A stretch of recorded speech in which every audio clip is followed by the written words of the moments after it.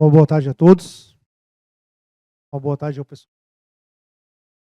Dá início, então, nessa tarde, a mais uma atividade de doutrina e paz. Lembrando que essa mesma atividade ocorre todas as terças-feiras, às 20h30 da noite. E além das atividades de doutrina e paz, todas as segundas-feiras, às tudo.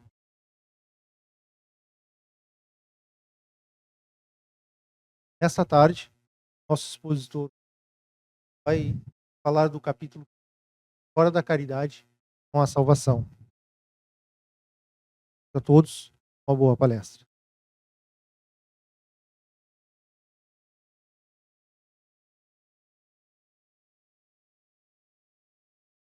Boa tarde a todos vocês que se encontram aqui. Boa tarde, pessoal de casa que nos acompanha regularmente, né? E antes de nós entrar na atividade dessa tarde, vou fazer algo que eu nunca me recordo, né? Hoje me lembrei casualmente, sempre me pedem, que é para pedir para o pessoal que nos acompanha pela internet aí, que comente, que compartilhe, que divulgue, que se inscrevam nos canais da sociedade aí nos vários meios. Isso ajuda na divulgação da doutrina espírita, na profusão, né, que depende disso. E com isso, né, essas ideias vão galgando o mundo e ajuda de maneira consciente a que os indivíduos possam assentar uma nova forma de viver e, consequentemente, um mundo mais equilibrado, né? Nós estamos no meio do Evangelho segundo o Espiritismo, capítulo 15. Né? Não é à toa que no capítulo 15, na metade do Evangelho segundo o Espiritismo, a gente tenha, por capítulo, por tema, o lema espírita. É muito conhecido, né? Fora da caridade não há salvação. Mas antes de entrar propriamente na natureza da ideia, que a frase representa, a gente precisa lembrar que na semana passada foi colocado o degrau anterior a esse estado, porque essa frase representa um estado. E que é, dentro da faixa racional que o espírito se encontra, que a gente conhece como faixa humana, tá? Já que é uma das etapas do desenvolvimento do espírito imortal, ele começa o processo justamente por ter atingido a racionalidade a não ser mais um ser, uma individualidade isolada, mas começa a desenvolver conscientemente uma necessidade de associação em função de dois grandes aspectos. A sobrevivência, né, que é imanente pelo fundamento do instinto, a reprodução, que é espontânea e natural e começa efetivamente lá no reino animal, fora ainda da faixa racional, para a condição de perpetuar não somente a espécie, mas o que a espécie representa, efetivamente o estado de realizar experiências concretas, positivas. A palavra positiva aqui é utilizada no seu sentido lato, ou seja, concreta, evidente, que permite que, como o amadurecimento reflexivo não é muito grande, a experiência concreta gera uma conclusão direta. Tá? Então, dessa maneira que a gente vai assimilando essas experiências e vai se graduando dentro do processo de evolução. Então, a encarnação cumpre essas duas finalidades, e a primeira delas, o aspecto sentimental, que na realidade é o contrário, é o embrutecimento que o indivíduo é portador nas fases mais primárias e primitivas. Isso é muito bem definido dentro do Livro dos Espíritos, que é a obra básica da doutrina espírita. Na pergunta 918, quando é perguntado qual é o maior mal, qual é aquele que dá origem a todos os males, e os espíritos respondem categoricamente: é o egoísmo. O egoísmo é a centralização no ser em si mesmo. Tá? Então, se isso é um problema, e é um problema porque nos cerceia a capacitação de fazer uma reflexão sobre outros pontos de vista, e evidentemente que nós não somos dominadores das ideias mais amplas e totais, quando nós somos sectários apenas pela nossa própria ótica, então isso inibe o processo de desenvolvimento da capacidade de refletir, também produz, como consequência natural dessa limitação, o conflito com aqueles que evidentemente não pensam da mesma maneira gerando os estados belicosos, primitivos e primários, que fundamentalmente causam, inicialmente, infelicidade em nós que os alimentamos, geramos e mantemos. Tá? Então, se a gente parar para pensar, efetivamente, que o egoísmo é um grande problema, e deles degeneram todos os outros males. Uma vaidade, né, que é derivada da ausência de senso crítico, e aí nós vamos indo, o ciúme, tantas outras inseguranças que nos fazem da maneira que somos. Então, é através desse processo inicial, ainda gregário, da extensão do próprio eu, é que a gente começa a ter um início de despreendimento dessa grande prisão que nos caracteriza pela inferioridade ainda do estágio evolutivo que nos encontramos. Então começa aí o meu, o minha, então é a minha família, meu filho, meu cachorro, a minha casa, a minha mulher, o meu esposo, e assim vai indo. Mas já não sou só o eu, já acrescenta alguma coisa. Tá? E vocês notem, isso começa lá no hominídeo, que dá origem depois à nossa espécie atual, o sapiens sapiens, né? E vai se desenvolvendo, e a gente observa isso de forma clara através da história da própria humanidade, né? Que nos é relatada, nos é contada nas várias etapas, nas eras que nós vamos desenvolvendo como sociedade organizada e que vai se transformando dentro do tempo. O capítulo de hoje é uma evolução desse conceito enorme. Tá? Todos vocês já ouviram falar da palavra fraternidade. Todo mundo fala em fraternidade, tem que ser fraterno, enfim, essas ideias todas. Mas o que é a fraternidade em si? Fraternidade é um estado contrário, diametralmente oposto ao estado de egoísmo. Já que o egoísmo é centralizado no eu e começa a se estender um pouco para os demais que o cercam do seu interesse, mas ainda limitado. E a fraternidade é ampla e irrestrita. Então, quando a gente se diz fraterno, nós deveríamos, na realidade, pensar na extensão do conteúdo dessa palavra e ver se realmente nós nos encontramos dentro dela. Tá? Nós somos realmente abertos totalmente e conseguimos conviver com as opiniões, com os estados, com as condições são diametralmente opostos aos nossos princípios naquele momento? É uma grande pergunta, né? Se nós conseguirmos responder sim para todas essas questões, nós somos fraternos. Se não, não somos. Somos parcialmente. Então, como se desenvolve essa transição entre esses dois estados que são diametralmente opostos? Entre o egoísmo, né, o domínio do eu, e esse amplo desenvolvimento, que é contrário a esse desenvolvimento do eu, e não é minha opinião, porque na pergunta subsequente, lá no Livro dos Espíritos, a pergunta é: como é que se combate esse mal? Como é que se combate o egoísmo? E a resposta dos Espíritos também é taxativa. E a palavra lá empregada é abnegação. Quando se coloca uma partícula na frente da negação, a abnegação é a negação do próprio eu. Então, a abnegação é a negação do eu. Como o egoísmo é a centralização no eu, quando a gente nega o eu, a gente está combatendo e atingindo os estágios decorrentes, tá, dessa condição de fixação em si mesmo. O que isso traz? O contrário de tudo que nós acabamos de dizer. Nós nos tornamos mais reflexivos, mais ponderados, menos fixados em nós, somos menos ciumentos, ou extirpamos o ciúme do coração, somos menos possessivos, menos inseguros. E a sociedade formada de criaturas desta ordem é uma sociedade equilibrada, porque todos trabalham de forma para todos, e de forma consciente e com um sentido amplo e total. Respeita-se tudo. Que é o que a gente busca, teoricamente, mas não consegue ainda realizar. Também dentro do Livro dos Espíritos existe uma escala, na pergunta 100, para vocês terem subsequentes, que o Kardec organizou utilizando o método mais simples que existe. Que é um método que mostra um extremo, outro extremo e o meio. Tá? O Mesa define lá nas suas perguntas iniciais, essa escala não é absoluta.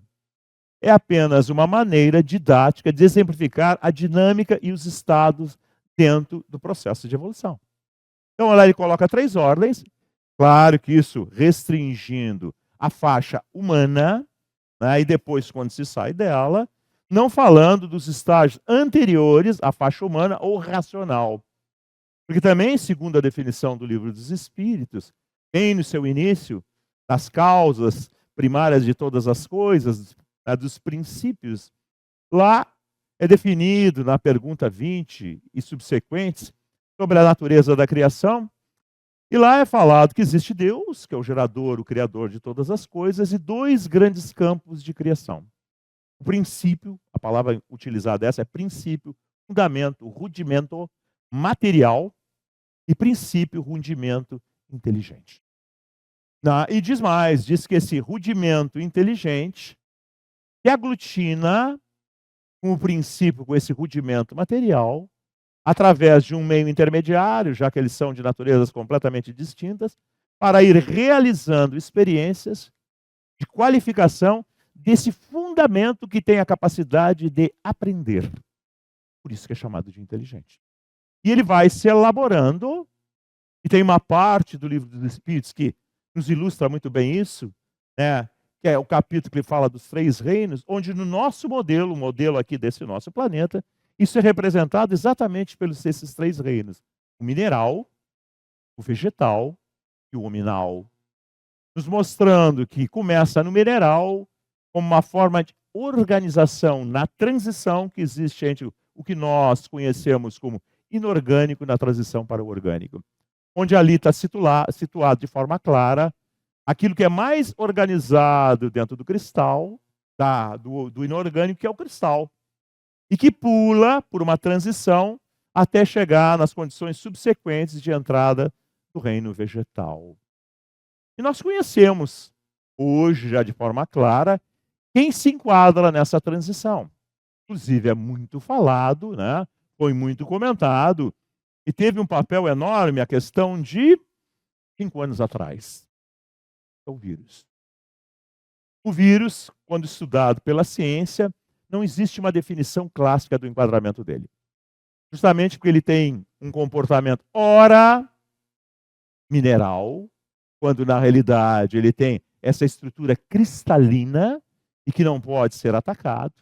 E ora, quando ele busca a reprodução através de um hospedeiro, e ele tem um comportamento, consequentemente, de ser vivo. Então, aí ele demonstra a transição desses estágios entre o reino mineral mais organizado para a transição do vegetal. E aí nós vamos dentro dessa escala, desse princípio inteligente, e vinculando com essas formas vivas, entre aspas, tá? E que vão construindo todos esses reinos. Numa figura criada por Leon Denis, que foi um grande espírita posterior a Kardec, e que depois foi resgatada modernamente pelo espírito de Emmanuel, falando dessas etapas e o que dentro delas estão desenvolvidas. Então, na poesia do Emmanuel, ele diz que o mineral é a atração, que é algo que rege tudo, né? Desde a nossa própria estrutura de aglutinação material, onde a matéria existe por coesão, a tendência da matéria é se desmanchar, e também, utilizando o que o Einstein disse como sendo a força mais fraca, a gravidade que faz o cosmos se equilibrar.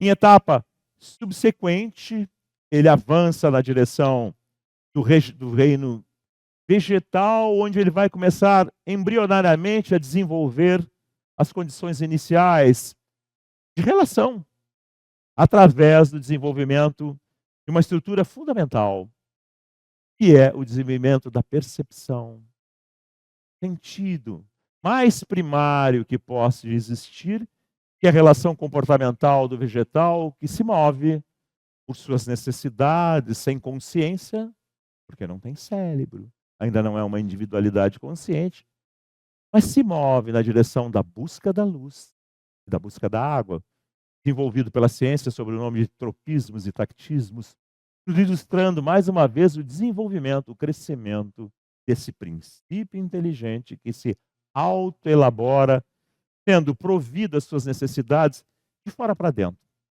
através das leis eternas de Deus que vão dando desenvolvimento nessas condições. Em seguida, migra para o reino animal, onde fundamentalmente vai começar a desenvolver os instintos, que eu já falei para vocês, né, o instinto de sobrevivência, através da estrutura natural da defesa, da agressão, ainda em função da defesa e da reprodução, e garantindo a espécie, garante a continuidade. E começa também, quando atinge os patamares mais altos desse reino animal, na nossa estrutura aqui do nosso planeta, no mamífero superior, a desenvolver os primórdios da inteligência e, consequentemente, também ainda de uma memória muito fragmentária e muito pequena, mas que permite que comece a guardar mais todas essas experiências repetidas exaustivamente ao longo dessas estruturas anteriores todas vividas. Chega numa etapa, então, que essa condição toda agregada nele atinge um patamar onde é possível, já pela contingência de tudo ali estabelecido, fazer um chaveamento em que essas coisas todas vão começar a serem, aí a partir daí, administradas por ele mesmo. Nesse momento, expande-se a memória, que se torna de forma mais ampla, e concomitantemente com ela vem a capacidade embrionária inicial de escolher. Nasce aí, então, o que nós conhecemos como fundamento rudimentar do livre-arbítrio e com ele também a responsabilidade da consciência da individualidade nascente. E o que a gente aprende dentro do Livro dos Espíritos? Que na medida que o espírito vai avançando já nessa faixa, nessa chamada faixa racional, onde ele tem potencialidades racionais, mas é herdeiro dessas condições todas de outrora, ainda sendo muito dominante o instinto, o desenvolvimento daquilo que nós conhecemos como homem, a nossa condição atual. Então, nessa faixa, nós começamos a desenvolver, então, as experiências que vão nos dotando, por escolha e comparação, do aprendizado com erros e acertos. Isso vai se desenvolvendo ao longo do tempo e vai qualificando essa escala que eu disse para vocês inicialmente, que está contida na pergunta 100 e subsequentes do Livro dos Espíritos, classificando os espíritos de terceira até primeira ordem. Lá é dividido essas primeiras duas ordens, lá a terceira e a segunda, em várias classes, mostrando as distinções, né, do trânsito de ganho dentro dessas classes. Sendo a última chamada de primeira ordem, que tem classe única, que é quando a gente atinge os patamares totais dessas experiências, o que é classificado como um espírito ou por espírito. Então, abandonando a necessidade de relações corpóreas ou materiais, porque já aprendeu tudo que elas podem ensinar. Nas fases anteriores, na terceira ordem, nós temos lá os espíritos mais primitivos, mais primários, que parte deles não fazem parte da nossa conjuntura planetária. A gente aprende também dentro do Livro dos Espíritos que isso acontece em planetas inferiores.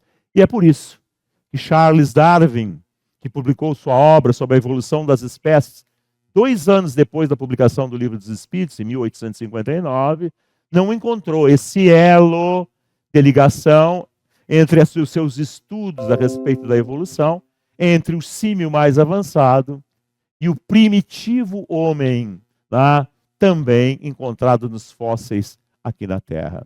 É porque isso não acontece na mesma superfície planetária. Então, a partir disso, nós vamos nos elaborando em trânsito de evolução, nos encontrando nessas etapas que nós falamos no início, que a família é a condição de desenvolvimento. Hoje, o que nós vamos falar? Do avanço na direção dessa palavra fraternidade, o que ela representa. O lema espírita é exatamente esse. Fora da caridade não é salvação. Quando a gente vai estudar o que é a caridade dentro da doutrina espírita, e a gente chega com determinados conceitos a respeito dela no centro espírita, a gente descobre que caridade não é beneficência. Beneficência é essa coisa de dar comida, de dar roupa, de dar coisas, que é a forma mais primária e mais grosseira da caridade. Na realidade, a caridade que ruma na direção da libertação é dar-se. Porque é a abnegação. Então, quando a gente a gente se dá de forma plena e restrita. Por isso que ela culmina exatamente na fraternidade.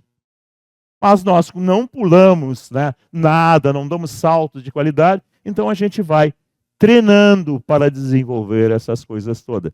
Poderíamos trocar essa frase para fora do desprendimento do eu, tá? Fora para a cultura do eu, não há evolução. Porque nós ficamos presos nas nossas questões, como já falei, e também nas nossas limitações. Mas para não fazer somente um comentário sem base no capítulo, eu vou ler para vocês a natureza das parábolas, são várias que estão contidas aqui dentro, e que dão base a esse comentário. Tá? Então, a primeira, o que precisa o espírito para ser salvo? Parábola do bom samaritano. O que é isso? Jesus vai usar, como sempre fez, a referência comportamental da sociedade que ele vivia, das características da sociedade que ele vivia, para dar um ensinamento que transcende essa sociedade. Por isso que nós conseguimos pegar uma coisa, que é de uma sociedade hebraica, de 2000 anos atrás, e como conseguimos fazer uma transposição comportamental para o hoje, de forma clara. Senão, não teria sentido. Olha o que ele diz.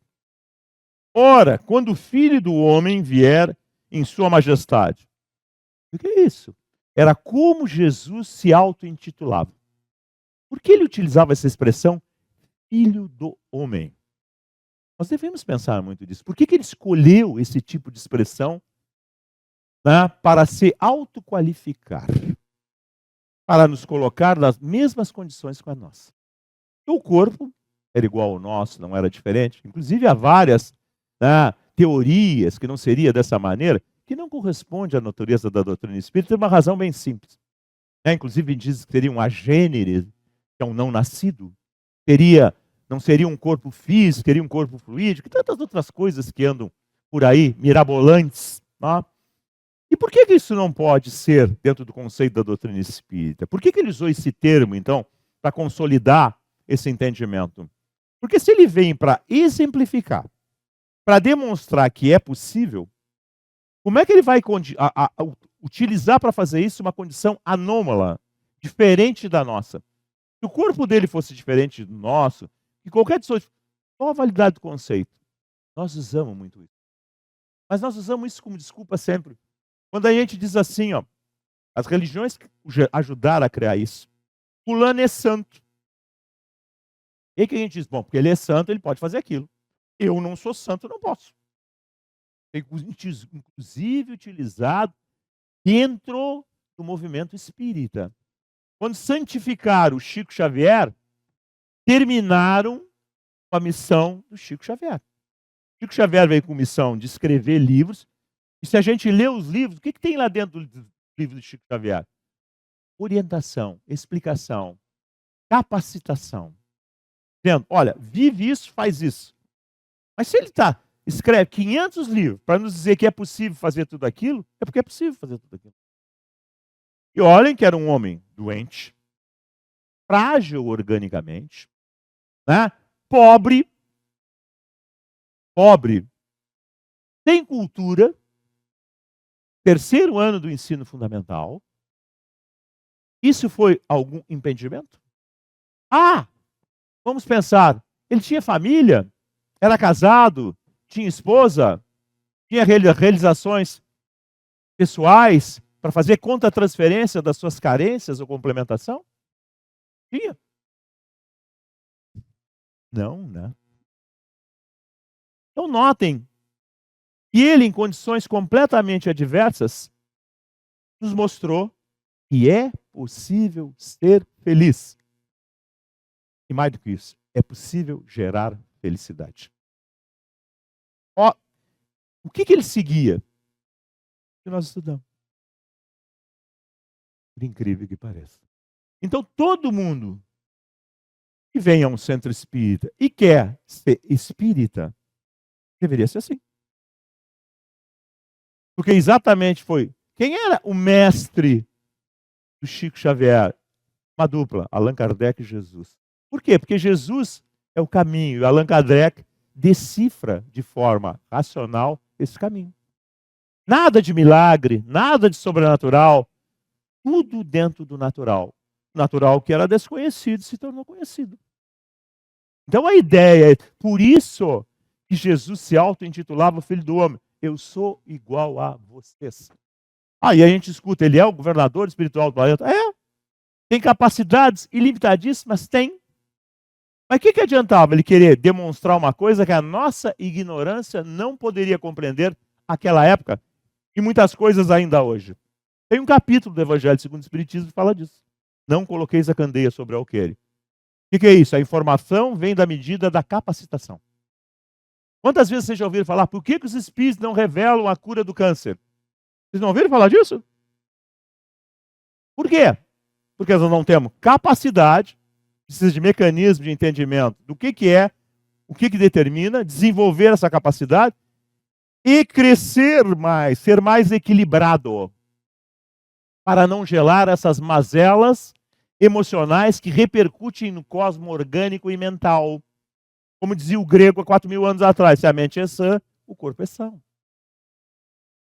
Então notem que as coisas vão se desenvolvendo, as luzes vão vindo na medida em que a capacidade de absorvê-las se faz presente. Então por isso, vocês notam, li uma frase da parábola, tá?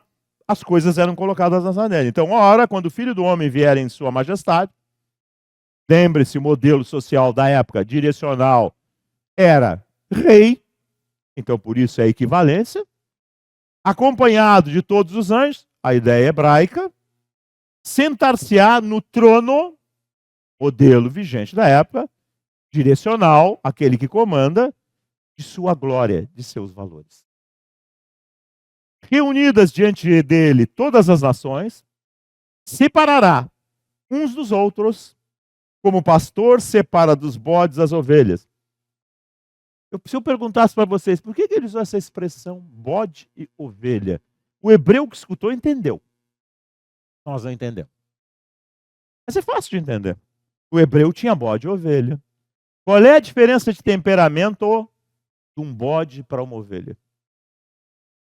Quem é de campo sabe disso. Um é rebelde, agressivo e o outro é dócil. Então ele estava fazendo uma comparação das populações e suas características. Esse julgamento é um determinado momento ou é um trânsito dentro do tempo? Essa é a grande questão. Todos vocês já ouviram que nós estamos vivendo uma transição, olhem bem a palavra, transição. Transição é uma coisa que passa de um estado para outro, planetária, do planeta. Vocês não ouviram falar disso? O que é isso? É um trânsito de valores. Isso está acontecendo num dia, num mês, num ano? Ou vem em décadas, na sequência dos séculos? Essas décadas atuais culminam todo um processo de evolução.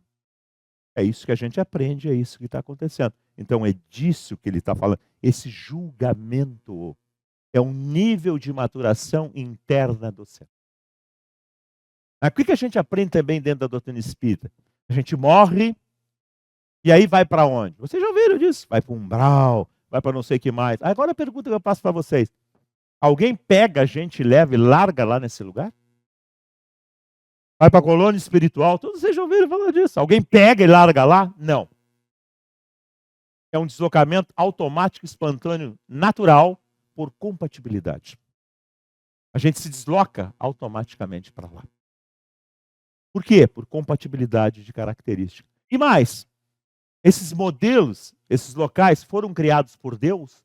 Também a gente aprende na doutrina espírita que não. São criados por seus habitantes, projetando as características que eles são portadores.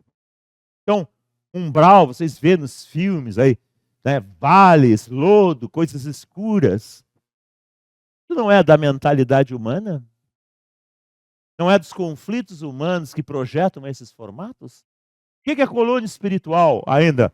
Remanescente das características humanas, casas, habitações, né? Mas com lagos mais bonitos, essas coisas todas. Uma transição, perdendo essas nossas características terrenas na direção de coisas mais amplas, maiores, mais restritas. Então, a gente tem que entender o porquê das coisas, quais o sentido das coisas. Senão, tudo parece uma fantasia enorme quando na realidade não é. É uma grande realidade. Nada dá salto, né? Mas indo adiante, então. E colocará as ovelhas à sua direita e os bodes à sua esquerda. Então dirá o rei aos que estiverem à sua direita. Quem são eles, os bodes? Não, as ovelhas. Vinde benditos de meu Pai, tomai posse do reino que vos foi preparado desde o princípio do mundo. Porquanto tive fome, me deste de comer, tive sede, me deste de beber, careci de teto e me hospedaste, estiveste nu e me vestiste, achei-me doente, me visitaste, estive preso e me foste ver. Tudo característica da sociedade hebraica. Condições de adversidade, de problema. Então, esse comportamento é um comportamento solidário, não egoísta, que representa o sujeito vencer a própria primariedade e o próprio medo. Porque notem, para mim dar alguma coisa que não é aquilo que não me serve mais, que é o que me sobrou de comer, ou que eu comprei ali que não me custou muito, ou que é sobra de roupa, eu vou tirar aí daquilo que eu julgo que pode me fazer falta. Tem uma outra parábola, que é o óbolo da viúva, que fala disso. É porque eu tenho segurança suficiente da vida para, na realidade, me condoer e ser totalmente solidário ao outro. Vou aproveitar para relembrar uma coisa para vocês, que já está meio esquecida, né? Já passou. Como tudo passa assim, aí a gente se esquece. Há pouco tempo tivemos uma inundação, né? Gerou um monte de calamidade social. Mas eu acho que teve graves, né, e profundas lições de solidariedade, de igualdade, de equivalência, de transitoriedade, de ter bens. A região mais pujante do estado, mais rica, a melhor região do nosso estado, foi destruída. Se vocês pararem para pensar, a parte norte central do estado do Rio Grande do Sul é a parte mais rica do Rio Grande do Sul, e foi completamente destruída. Tá? Dependeu da solidariedade de seus próprios habitantes e de tudo que está fora dela. Mas as experiências agudas que isso geraram, ou que deveriam gerar, esse princípio de desprendimento, essa cadeia humana, não traz lições profundas? De repente eu não tive, por alguns momentos, abandonar os meus, as minhas coisas, sair para a rua, me expor a risco para ser solidário? Tive que usar o que eu tinha, o que eu não tinha, com risco de perder? Não aconteceu assim? Quem é que salvou a população, se não a própria população? Nós devíamos pensar nisso. Então notem que essas calamidades, muitas vezes, aceleram e nos ajudam a desenvolver esse tipo de sentimento. Mas ainda adiante, então. Então responderá-lhe-ão os justos: Senhor, quando foi que te vimos com fome, te demos de comer, ou de sede, te demos de beber? Quando foi que te vimos sem teto, te hospedamos, despimos, te vestimos? Quando foi que soubemos doente ou preso, fomos te visitar? O rei lhe responderá. Está fazendo a figura comparativa, né? Em verdade vos digo, todas as vezes que isso fizeste a um desses mais pequeninos dos meus irmãos, foi a mim mesmo que o fizeste. Claro, o hebreu queria puxar o saco do rei para ter vantagem. Ele tinha que usar o conceito vigente. Então, o impulso ainda era de tirar vantagem, mas pelo exercício da abnegação, esse impulso iria sendo lento e gradualmente destruído. Então, notem que a gente não dá salto de qualidade. Onde a gente vê isso com mais clareza? Na instituição espírita. Vocês pensam que a instituição espírita é um lugar ideal? Não é. É um lugar de largos conflitos, onde a gente aprende tudo isso e tem dilemas de praticar esses valores. A gente não consegue transformar isso em estado comportamental imediato, mas a gente ruma para lá. E aí não tem mais troca. Vocês notem que as religiões, de uma forma geral, estabeleceram sempre trocas. Ainda é continuidade hebraica. Eu vou lá acendo uma vela, eu vou lá me ajoelho, eu vou lá dou alguma coisa, eu vou lá rezo, eu vou lá peço, eu vou lá me confesso, aí sou perdoado dos meus pecados, posso sair e fazer tudo de novo. É assim. Eu acendo não sei o que para um santo, para ele resolver as querelas dos meus problemas. A Umbanda também é assim. Eu vou lá, peço para a entidade, por espírito que resolva meus problemas emocionais, resolva meus problemas materiais. E a gente chega no centro espírita cheio dessas coisas. E que é essas coisas também? E a doutrina dos espíritas diz assim, não é assim. É a cada um segundo suas obras. É a cada um segundo seus valores. Então, a gente constrói o nosso direcionamento. Diz também, olha, Jesus nos ensinou, bate, a ação é tua. Primeiro tu bate, depois a porta se abre. Procura. Tu é primeiro, tu procura. Depois tu vai encontrar. Ajuda-te e o céu te ajudará. A ação primeiro é tua. Então não tem essa coisa que a gente se habituou a fazer. O hebreu tinha, isso seguiu até os nossos tempos. Chega no centro espírita. E a gente vem no centro espírita e quer ser salvo. A gente não quer se transformar. E quando a gente começa a aprender isso, e o dedo é colocado na nossa ferida, nas extensões dos nossos, os meus, a gente vê lá, olha, teu filho lá, olha como é que ele está. Olha como é que ele se comporta. Isso é derivado da educação que está dando para ele. Tu vem no centro espírita, mas ainda continua pensando no mundo. O que acontece? Se envenena. Vocês não vão acreditar? É verdade. É verdade. Dentro de um centro espírita, onde isso não deveria acontecer. Então a gente estuda família espiritual, família consanguínea. Semana passada, quem são nossos filhos? Então pode ser inimigos do passado, por isso são mal educados, então tem aquela tendência, esse tipo de coisa. Mas chega na hora, esse eu dominante, que é meu, dá para tudo. O que é que nós vamos formar? Uma criatura mimada, desequilibrada, que vai para a vida de que maneira? Vai ser infeliz e vai gerar infelicidade nos outros. Você sabe por que os casamentos se desmancham? Por causa dessas coisas todas. A gente quer dominar o outro. O outro tem que ser aquilo que a gente quer. E o outro quer que seja aquilo que ele deseja. O que isso gera? Choque. Ninguém releva coisa nenhuma. Por isso nós somos uma sociedade patriarcal, o homem era mais forte, dominante. E é por isso que o espírito nasce homem, mas daqui a pouco inverte e nasce mulher. Essas coisas que a gente aprende dentro do espiritismo têm um sentido fundamental e lógico. Para a gente poder aprender. E não quando que essas coisas todas vão acabar. De que maneira? Tem como. Então, Jesus ensinava essas coisas todas? Ensinava. Propõe essas reflexões. Tanto é que nós estamos usando um texto de 2000 anos atrás. Virá em seguida os que estiverem à sua esquerda. Quero os caras que fizeram tudo o contrário. Afastai-vos de mim, malditos, ide para o fogo eterno que foi preparado. O hebreu acreditava em inferno, isso vinha do politeísmo. Fogo chega até nós. Imagine, um espírito que não é material, o que o fogo vai fazer nele? Nada. Mas se o sujeito morre cheio dessas coisas aqui, preso nessas coisas aqui, acreditando, vocês não têm noção, a gente vê no fenômeno mediúnico. O que os espíritos que estão desequilibrados fazem uns sobre os outros? Porque ainda nós somos portadores de todos esses conflitos. E temos remanescências semimateriais na nossa estrutura de pós-morte, que é no perispírito. Essa coisa que liga o princípio inteligente ao princípio material. Então tudo isso tem. O fenômeno mediúnico serve para a gente ver na prática todas essas coisas, para a gente entender. Então uma atividade espírita é uma atividade de autoentendimento, mas também de alta necessidade de consciência. Como Jesus disse, que muito foi dado, muito será pedido.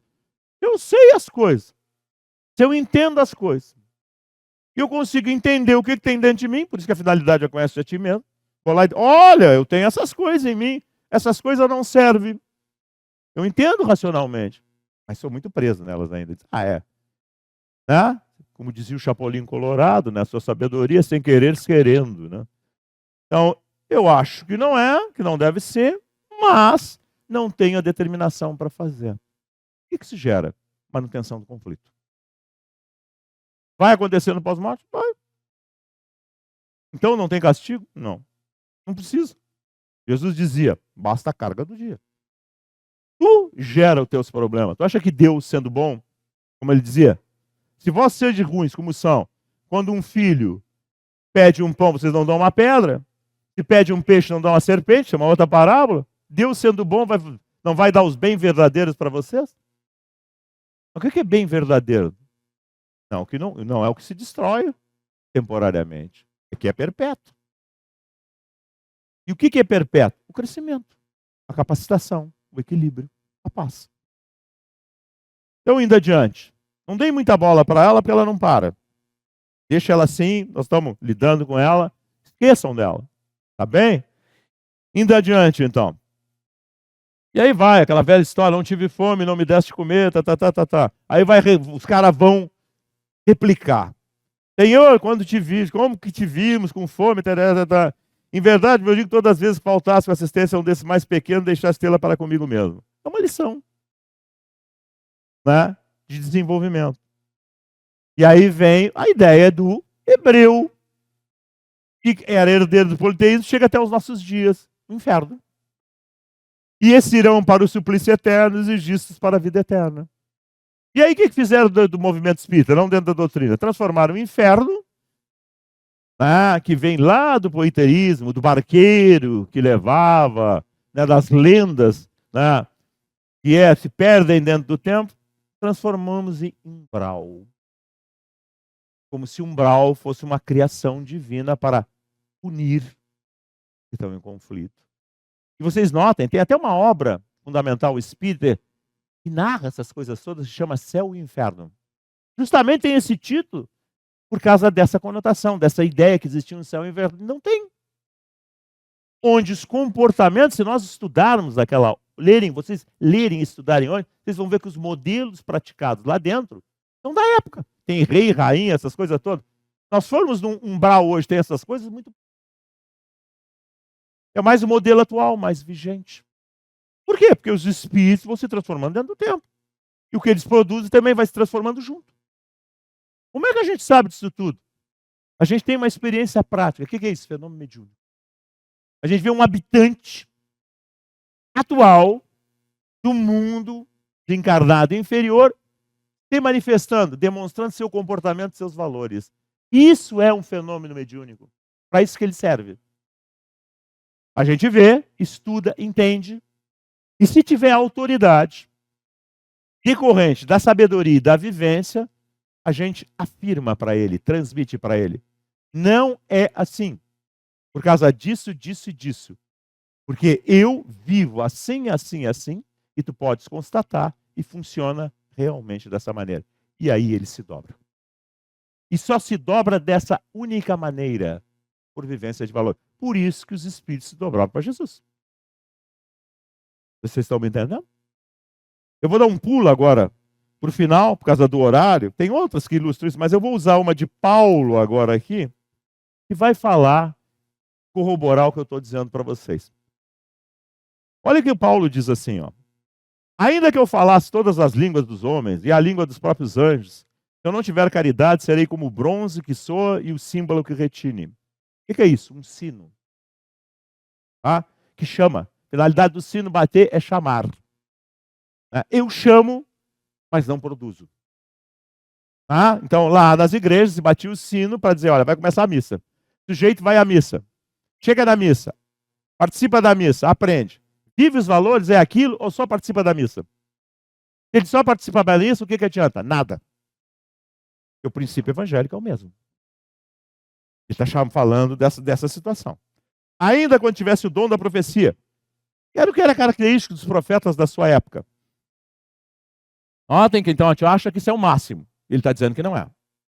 Que penetrasse todos os mistérios e tivesse a perfeita ciência de todas as coisas, domínio do conhecimento geral. Ainda quando tivesse toda a fé possível, até o ponto de transportar montanhas, se não tiver caridade, eu nada sou. Então notem que não é o simples conhecimento, o simples entendimento, a simples determinação, mas o desprendimento de si mesmo, que é o abrandamento. O abrandamento total do indivíduo que consegue enxergar muito mais longe, tem um estado de equilíbrio, de serenidade, de normalidade, de igualdade, que era a característica de Jesus. Geral e total. Vocês viram ele ter alguma adversidade com quem quer que seja? Os fariseus o perseguiam, ele atendia fariseus.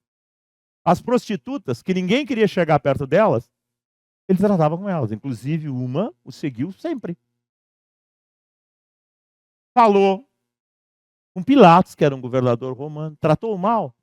Não. Tratou alguém mal? Teve alguma dificuldade? A mãe lhe compreendia? Não. A ideia é minha? Não, está dentro dos evangelhos. Achavam que ele era louco. A mãe e os irmãos. A mãe vai compreender ele muito depois dele morto. Quando convive com João, porque ele entrega ela para João cuidar dela. Por quê? José já tinha morrido. Ele estava morrendo. Quem é que ia cuidar dela? Uma sociedade hebraica que a mulher não podia trabalhar. Ele entrega ela para João. E João cuida dela até o final da vida. Humberto de Campos nos narra isso com uma precisão enorme a respeito das... Lá no convívio com João, que convivia com Jesus, era o maior amigo de Jesus, sentimentalmente falando, foi o único que não fugiu. Os outros apóstolos debandaram no dia da crucificação, foram se esconder. João explica em detalhes para ela tudo que ele aprendeu com Jesus. E aí ela começa a ter uma dimensão de entendimento maior de Jesus. Mas até a crucificação, ela não tinha essa noção. Não sou eu que estou inventando. Isso está dentro do Evangelho. É só a gente ler e estudar os Evangelhos, historicamente, nós vamos ver essas coisas todas.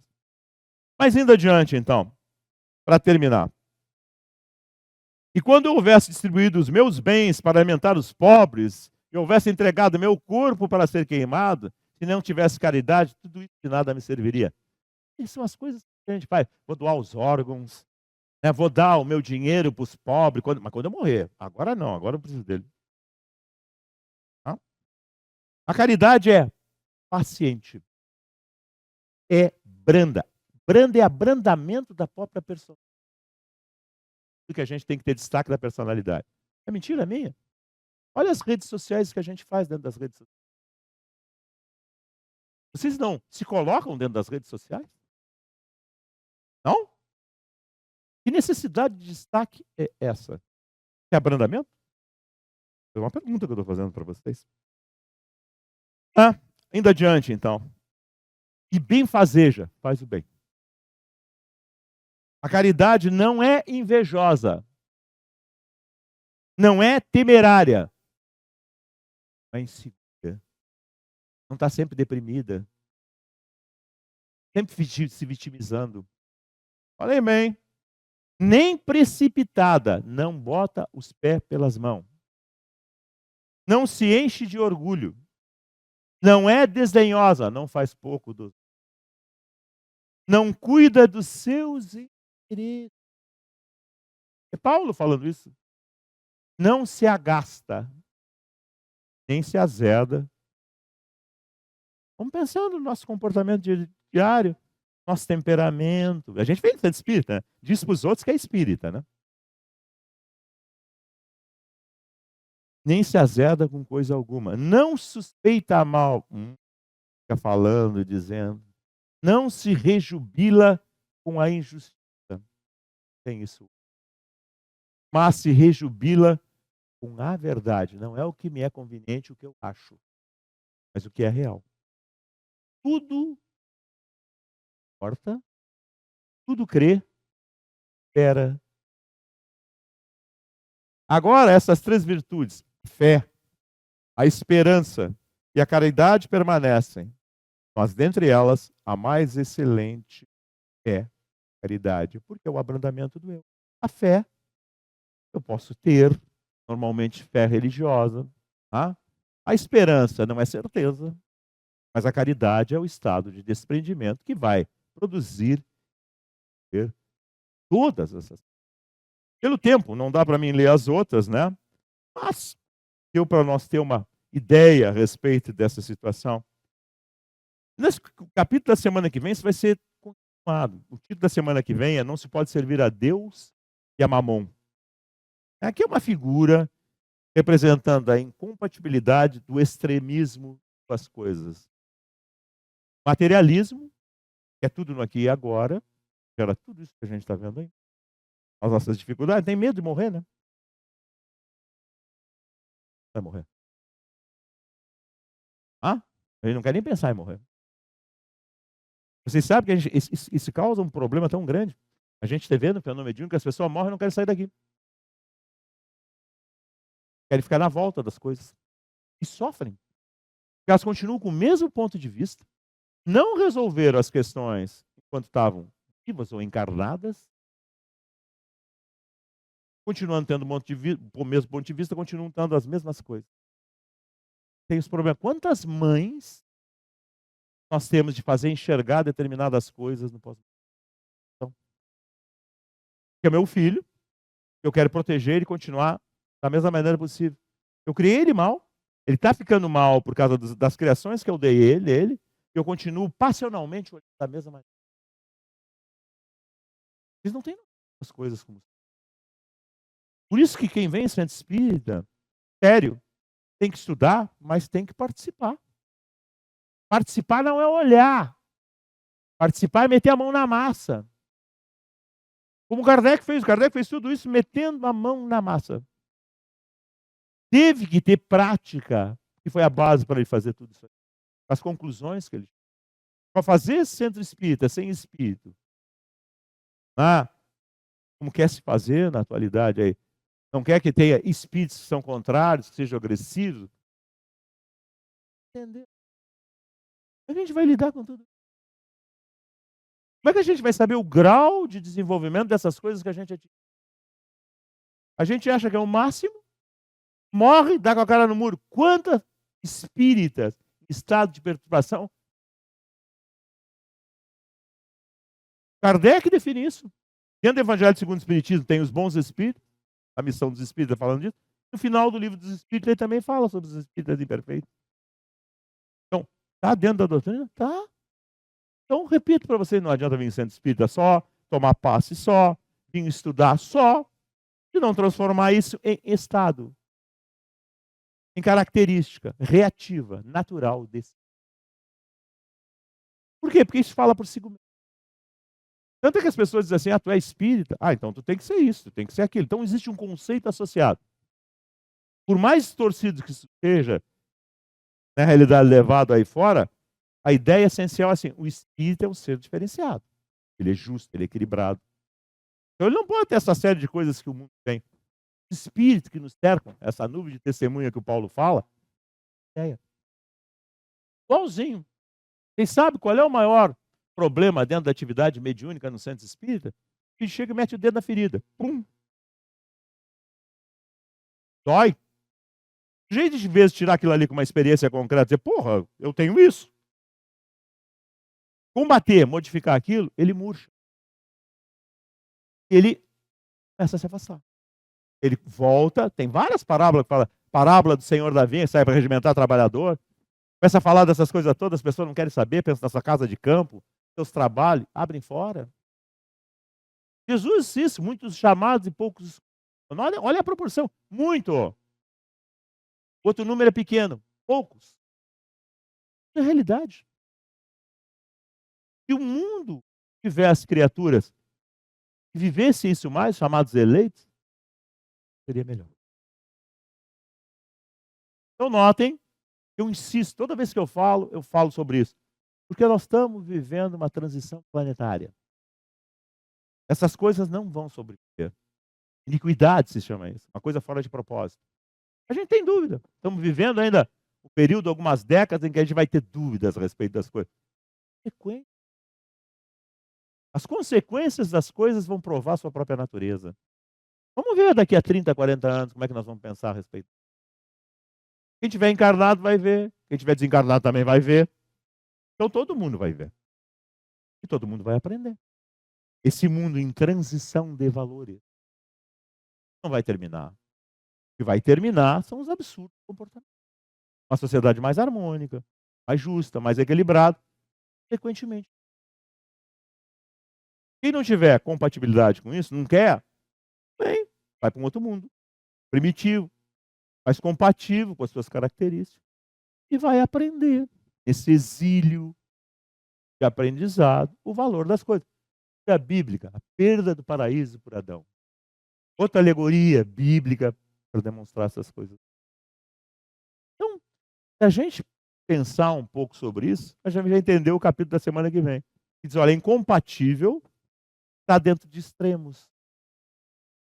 A gente vai migrando. A gente é materialista aqui e agora, sensorial. Quer usar os outros, quer sentir. Todos são objeto de satisfação disso. A gente quer dominar, ser dono, fazer, acontecer. E a gente vai saindo desse embrutecimento. Então tem criaturas que estão dessa maneira totalmente, umas estão um pouquinho melhor, outras estão mais avançadas, outras mais, e outras já se sublimaram. Não tem mais essas coisas. E às vezes a gente não compreende. Não pode ser assim, porque a gente quer nivelar como a gente é. Mas não é assim. São estágios de desenvolvimento evolutivo. E repito para vocês. Aí dentro desse próprio capítulo, não li agora para vocês, diz, ó, não adianta ir para tempo religioso, ele diz, lá fora da igreja não há salvação. Esse lema não funciona. Por quê? Porque eu posso fazer todas as práticas externas, mas por dentro. O que sobrevive? É o que está dentro? É um espírito. Se não discerne, inteligente, individual, que tem determinados conceitos. Como eu sei que muitas vezes vocês vêm aqui, quer tomar um passo, quer aquela coisa miragrosa das religiões, resolve meus problemas. Interessante, tu cria os teus problemas, mantém, alimenta, e queres uma mágica de tirar aquilo que tu insiste em manter. Tem como. Não vou mentir para vocês. O que vai acontecer? Vi a minha mãe. Água mole em pedra dura, tanto bate até que fura. Vou dar com a cabeça dada, um dia eu vou despertar. Quando vai ser? Não sei. Depende da minha teimosia, do meu grau de insistência e quanto de dor eu vou produzir para mim, quanto eu vou conseguir suportá-la.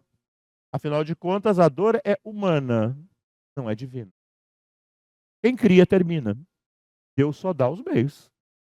Mas às vezes, sou masoquista. Eu gosto durante um tempo de... Vejamos vocês que vieram aqui, que estão no corpo, os que estão fora do corpo aqui, estão me olhando. Vocês vão escolher o que vocês vão querer. E com certeza, como disse Jesus, será cada um segundo as suas escolhas. Então, até semana que vem, onde a gente vai continuar o desenvolvimento do entendimento de todas essas ideias e a vida, na realidade, com